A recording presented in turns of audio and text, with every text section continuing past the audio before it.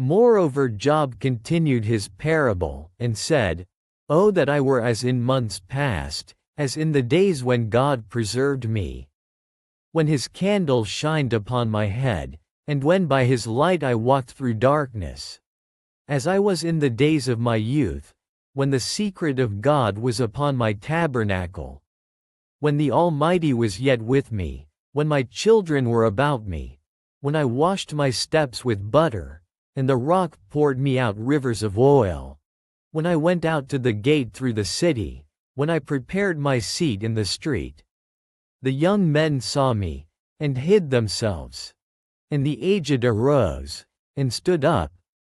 The princes refrained talking, and laid their hand on their mouth. The nobles held their peace, and their tongue cleaved to the roof of their mouth. When the ear heard me, then it blessed me. And when the eye saw me, it gave witness to me.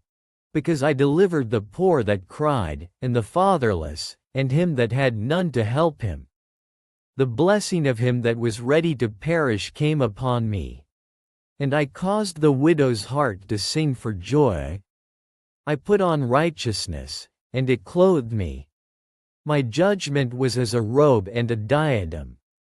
I was eyes to the blind, and feet was I to the lame. I was a father to the poor.